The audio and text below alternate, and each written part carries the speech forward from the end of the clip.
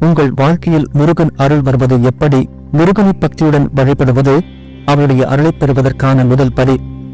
தினமும் முருகனை நினைத்து அவருடைய திருப்புகள், கண் சஷ்டி கவசம் போன்றவற்றை ஓதுவது நல்லது.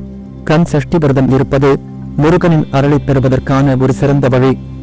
இந்த விரதத்தின் போது முருகனை பற்றிய கதைகளை கேட்டு அவருடைய திருக்கோவில்களுக்கு சென்று வழிபடுவது நல்லது. முருகனின் வேல் சக்தியின் அடையாளம். வேலை வழிபடுவதால் நமக்கு வீரம், தைரியம் மற்றும் வெற்றி கிடைக்கும்.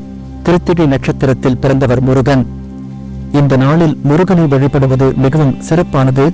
திருப்புகழ் பாடல்கள் முருகனின் மகிமையை புகழ்ந்து பாடும் பாடல்கள். இந்த பாடல்களை தினமும் பாடுவதால் மனதில் அமைதி ஏற்படும். முருகன் அருள் பெறுவதற்கு மிக முக்கியமான விஷயம் நம்பிக்கை. முருகனை முழு மனதோடு நம்பி அவருடைய அருளை வேண்டினால் நிச்சயம் அவர் நமக்கு அருள் புரிவார். முருகன் அருளின் அடையாளங்கள் மன அமைதி, நல்ல ஆரோக்கியம், வாழ்க்கையில் வெற்றி, குடும்ப ஒற்றுமை, பொருளாதார வளம். முருகன் அருள் பெறுவதற்கான சில எளிய வழிகள். தினமும் காலை வேளையில் முருகனை நினைத்து அவருடைய திருப்புகழை ஒருமுறை பாடுங்கள். வீட்டில் முருகன் படம் வைத்து தினமும் அதற்கு பூஜை செய்யுங்கள். செவ்வாய்க்கிழமைகளில் முருகன் கோவிலுக்கு சென்று வழிபடுங்கள்.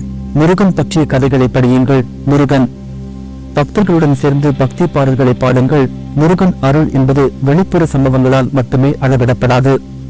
உங்கள் உள்ளத்தில் ஏற்படும் மாற்றங்கள், உங்கள் வாழ்க்கையில் ஏற்படும் நேர்மறையான மாற்றங்கள் ஆகியவை முருகன் அருளின் அடையாளமாகும். நீங்கள் முருகனை பற்றி மேலும் தெரிந்து கொள்ள விரும்பினால் பின்வரும் தகவல்களை பார்க்கலாம். தமிழ்நாட்டில் பல முருகன் கோவில்கள் உள்ளன. நீங்கள் உங்களுக்கு நெருக்கமான கோவிலுக்கு சென்று வழிபடலாம். முருகனை பற்றி பல புத்தகங்கள் எழுதப்பட்டுள்ளன. நீங்கள் இந்த புத்தகங்களை படித்து முருகனை பற்றி மேலும் தெரிந்து கொள்ளலாம். இணையத்தில் முருகனை பற்றி பல தகவல்களை நீங்கள் காணலாம். முருகன் அருள் என்பது நம் அனைவருக்கும் கிடைக்கக்கூடியது. நாம் முருகனை பக்தியுடன் வழிபட்டு அவருடைய அருளை வேண்டினால் நிச்சயம் அவர் நமக்கு அருள் புரிவார்.